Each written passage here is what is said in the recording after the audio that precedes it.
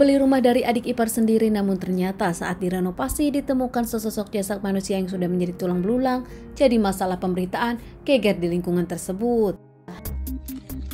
Seorang wanita bernama Fitriani berusia 29 tahun asal Konawe, Sulawesi Utara.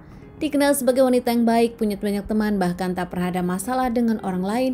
Dirinya pun dikenal sebagai ibu yang baik untuk anak-anaknya. Pada usia Fitria 14 tahun saat itu, Fitria bertemu dengan lelaki bernama Supriyo Handono berusia 24 tahun asal Blitar. Supriyo sendiri saat itu sedang merantau ke Sulawesi. Keduanya akhirnya dekat, merasa cocok satu sama lain, bahkan mereka pun akhirnya mengumumkan berpacaran. Tak lama keduanya memutuskan menikah, namun karena umur Fitria masih muda saat itu, hingga akhirnya mereka menikah siri tak menikah di KUA. Setelah menikah, mereka bahagia. Fitriani menjadi ibu rumah tangga dan sang suami bekerja di Sulawesi. Menjalani biduk rumah tangga memang tak mudah, apalagi saat itu keduanya sama-sama muda, hingga akhirnya Supriyo menyerah masalah keuangan dan berharap bisa membawa sang istri ke kampungnya ke Blitar. Bukan tanpa alasan, mengingat di Blitar sendiri Supriyo punya rumah warisan dari orang tuanya dan yakin bisa menghidupi sang istri. Supriyo dengan Fitria pun akhirnya pulang ke Blitar, berumah tangga dengan sang suami, akhirnya dikaruniai 2 orang anak. Pernikahan di Blitar mereka nampak berbeda dengan di Sulawesi, karena ternyata keuangan makin membaik. Saat Supriyo menjadi petani bahkan memberikan istrinya modal untuk punya warung kopi. Tak hanya itu, Supriyo sendiri bahkan menjalankan pabrik tempe yang memang keuangan bisa membantu keluarga. Rumah tangga dengan keuangan baik-baik saja, bahkan kini kondisi sudah terkendali, punya anak 2, keluarga bahagia. Namun ternyata Supriyo merasa kecewa karena sang istri berselingkuh dengan lelaki lain. Fitriani berjualan di kopi, namun ternyata di kopi tersebut bertemu dengan lelaki lain. Hingga akhirnya Supriyo pun melepaskan Fitria sang istri dengan lelaki itu. Setelah melepaskan sang istri bahkan tak pernah bertemu lagi, Fitria menghilang namun selalu disebutkan kabur dengan lelaki lain. 2 tahun kemudian Satrio pun menjual rumah warisan dari ibunya ini ke kakaknya sendiri. Saat itu memberikan syarat kepada sang kakak untuk tak membuka satu kamar yang sepertinya gudang, karena di sana banyak barang-barang keramat yang dirinya koleksi.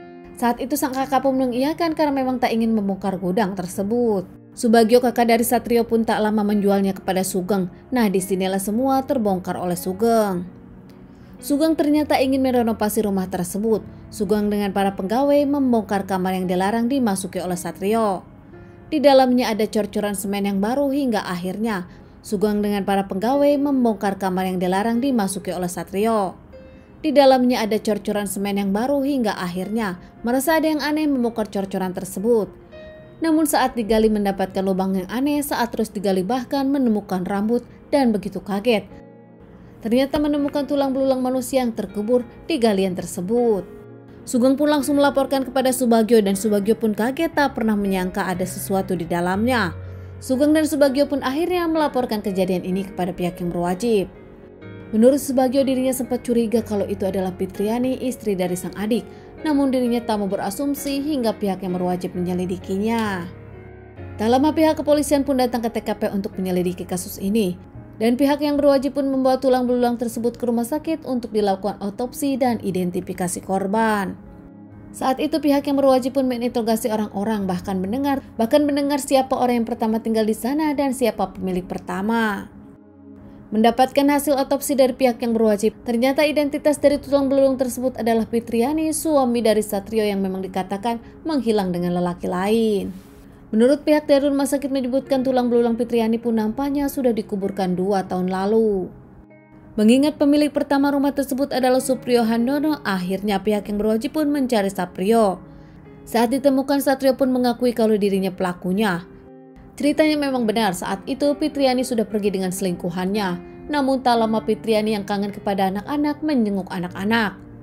Usai menjenguk anak-anak dan anak-anak pun pergi tidur, mereka pun sempat ngobrol antara Fitriani dengan Supriyo. Namun di obrolan tersebut pun ada cekcok hingga membuat Supriyo kesal dan menghabisi sang istri dengan cara mencekik, menikam, dan membuat sang istri tak bernyawa. Panik saat itu, namun dirinya tak bisa berbuat apa-apa hingga akhirnya mencari cara untuk menghilangkan jejak tersebut. Tak banyak pikir, akhirnya Supriyo lebih memilih gudang mereka dan menggali gudang mereka, memasukkan jasad sang istri Fitriani ke dalam lubang tersebut dan langsung ditutup lagi oleh cor-coran semen. Merasa tak bersalah, bahkan dirinya pun yakin tak akan ada yang mencari Fitriani, mengingat Fitriani sendiri meninggalkan anak-anak demi selingkuhannya. Sementara setiap keluarga dari Fitriani di kampung menanyakan tentang Fitriani, Satrio memang selalu bicara kalau Fitriani kabur dengan lelaki lain. Supriyo sendiri diamankan dan diadili serta menjalani beberapa kali persidangan hingga mendapatkan 15 tahun penjara. Kedua anak dari Saprio pun nampak sedih, tak pernah menyangka sang ayah melakukan hal tersebut kepada sang ibu. Sementara kini kedua anak diasuh oleh keluarga Saprio.